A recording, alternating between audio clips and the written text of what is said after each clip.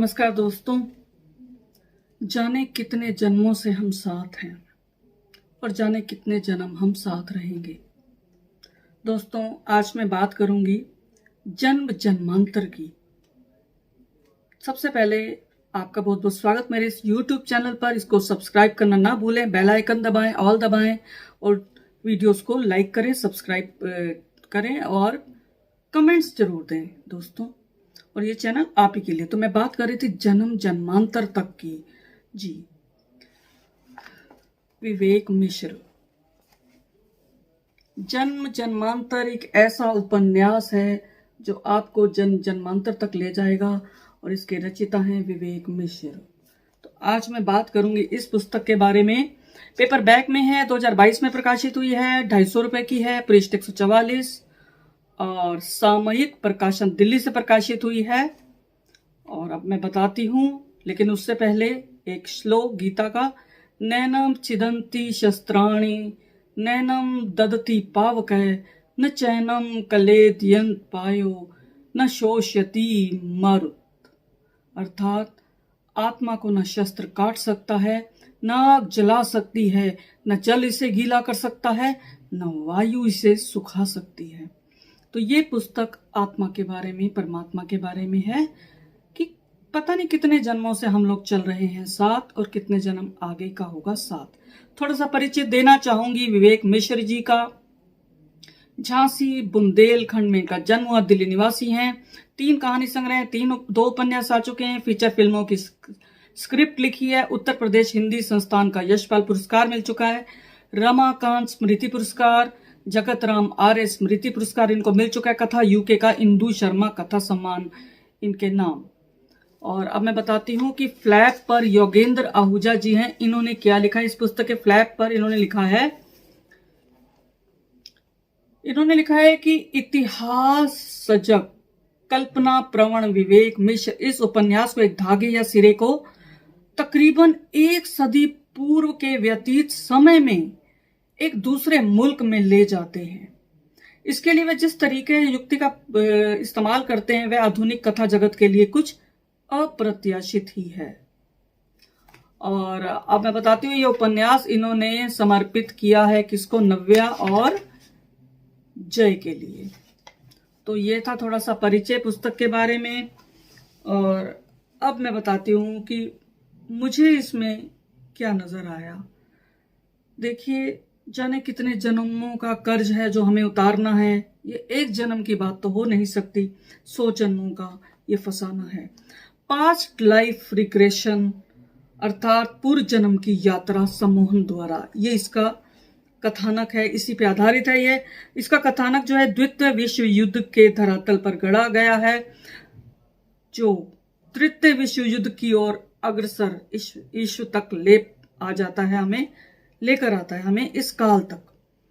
मैंने तृतीय विश्व युद्ध की बात इसलिए कही क्योंकि आप सभी जानते हैं कि रूस और यूक्रेन में क्या हो रहा है। तो यह उपन्यास द्वितीय विश्व युद्ध से हमें आज तक जोड़ता है। पास्ट लाइफ कनेक्शन भी है इसमें और पूर्व जन्म की बातें हैं इसमें जो है 2 पात्र हैं, मुख्य डॉक्टर हैं। एक वो पहले थे डॉक्टर व्योम, वो ब्रिटेन सेना में डॉक्टर थे, और एक है जर्मन फौजी जो उस समय थे, आज सितेश बनकर आए हैं। तो डॉक्टर व्योम और सितेश की एक कहानी है, लेकिन अंत में हमें समझ नहीं आता कि क्या झूठ है क्या सच है। या अंत में थोड़ा सा उन्होंने ट्विस्ट है कहानी में, या हमारे दिमाग का फितूर है ये। मुझे ऐसा लगता है जो हम पढ़ते हैं, जिस संगति में हम रहते हैं, जिस माहौल में हम लोग उठते बैठते हैं, कहीं ना कहीं हम वैसे ही हो जाते हैं, हम वैसे ढल जाते हैं, हमारी सोच वैसी हो जाती है। तो इसमें भी यही बताया गया है कि जो सितेश था वो कोई पूर्व जन्म में नहीं जाता, बल्कि उसने किताब पढ़ी थी फौजी की आत्मकथा, इसलिए उसको ऐसा लगने लगा कि फौजी वह स्वयं है। तो इस तरह से एक रहस्य और रोमांच की भाषा इसमें है। कथानक रहस्य और रोमांच का है इसमें। युद्ध, घृणा, हिंसा, वासना, क्रोध, मद, ये सभी तत्व हैं।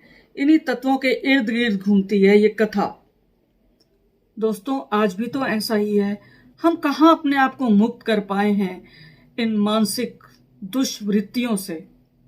हम वैसे ही हैं, लेकिन हम भूल जाते हैं कि जो हमने कर्म बीज बोया उसका जब फल होगा वो हमें ही तो भोगना है।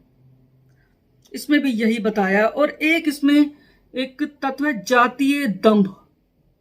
इसके बारे में इन्होंने कहा है विवेक जी ने कि शुरू से मानव अपने दंभ में, अहंकार में जीता है, और जो दूसरे लोग हैं जिनको वह अपने से कमतर समझता है उनका शोषण करता है। इसमें लेखन की भाषा जो रखी गई है वह सरल है और रोमांचित करती है। सबसे बड़ी बात है, इससे हमें संदेश बहुत मिला है। संदेश मिला है कि इंसानियत हैवानियत से कहीं आगे है, और दूसरा, युद्ध से कभी किसी का भला नहीं होता, और तीसरा, कर्म परेशान करते हैं, साथ चलते हैं जन्म जन्मांतर तक।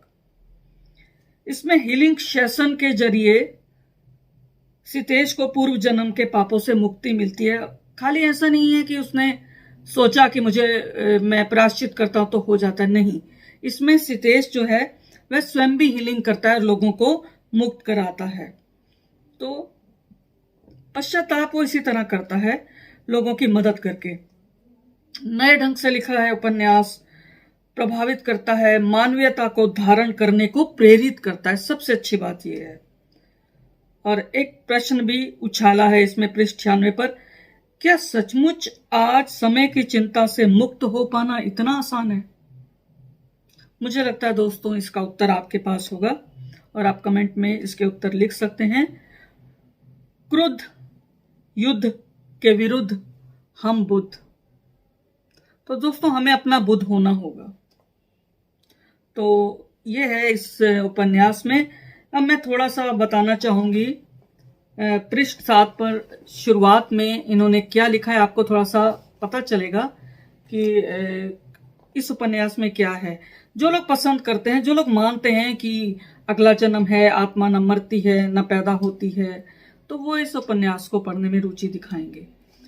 इसमें लिखा है कि जिंदगी में कुछ हादसे आसमान से जमीन की ओर लपकती बिजली की तरह होते हैं। वे किसी अभागे के सिर पर आफत की तरह गिरते हैं। ये जिसके सिर पर पड़ते हैं उसे राख कर देते हैं, और राख से जी उठने की ताकत और कला सबके पास नहीं होती। दुनिया में इस तरह कितनी जिंदगियां पल भर में जलकर धुआं हो जाती हैं और किसी को पता भी नहीं चलता। और ऐसे हादसों को अपनी आंखों से देखने वालों के पास भी बस इतना ही वक्त होता है कि वे इसे देखें और एक आह भर कर रह जाएं। ये शुरुआत है।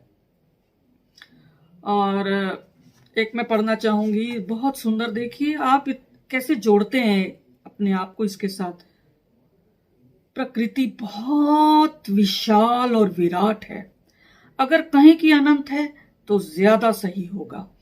कई सभ्यताओं ने इसके छोर नापने की कोशिश की, पर इसके सिरों तक पहुंचने से पहले ही वे नष्ट हो गई। विज्ञान भी आज समय और उससे आगे या पीछे जाने की अवधारणा को खारिज नहीं कर रहा। यह सही है कि प्रकृति के अपने नियम है, वह अपने हिसाब से चलती है। उसकी हर चीज में एक लय देखी जा सकती है और उसके अनुसार उससे जुड़ा नियम और तर्क बनाया जा सकता है। पर समझो कि उसकी विराटता में जो लय है उसी से उसका संतुलन बना हुआ है। तो दोस्तों कहीं ना कहीं हमें भी संतुलन बनाना चाहिए। हमें जो प्रकृति बहुत सीख देती है कि संतुलन बनाना चाहिए हर बात में, हर काम में। आगे इन्होंने लिखा है कि तुम समुद्र को देखो, इसमें हजारों जीवन हर पल जन्मते और मरते हैं। उसकी विराटता से जुड़ने के लिए, उसकी लय का अनुभव करने के लिए उम्र, लिंग, जाति, धर्म जैसी किसी बात का कोई महत्व नहीं। तो ये विवेक जी ने इस तरह लिखा। और आखिरी में देखिए लिखते हैं, इन्होंने अपने पाठकों से बड़ा सुंदर कहा है। देखिए हर इंसान के पास कोई ना कोई कहानी रहती है। तो उन्होंने एक गुजारिश की है कि किस्से से बाहर अगर कोई सितेश, व्योम या रूबी की तरह अपने मन की उलझनों में उलझा हुआ मिले तो बिना सही गलत की परवाह किए एक बार उसकी बात सुनिएगा जरूर। तो दोस्तों मुझे लगता है कि आपको कुछ समझ में आ गया होगा कि इसमें क्या है, लेकिन बहुत सारे प्रश्नों के आपको उत्तर इसको पढ़कर मिलेंगे। तो एक विनम्र आग्रह है, आप पढ़ना चाहें तो खरीद कर पढ़िए जन जन्मांतर। तो धन्यवाद दोस्तों। आपको कैसा लगता है मेरा कार्यक्रम, आप मुझे बताइए, और प्ले लिस्ट में जाकर जो आपको पसंद आए वो सारी वीडियोस आप देखिए और आपको बहुत लाभ मिलेगा। शुक्रिया दोस्तों, मेरे मित्रों, तहे दिल से धन्यवाद मेरे चैनल के साथ मेरे साथ जुड़ने के लिए। धन्यवाद।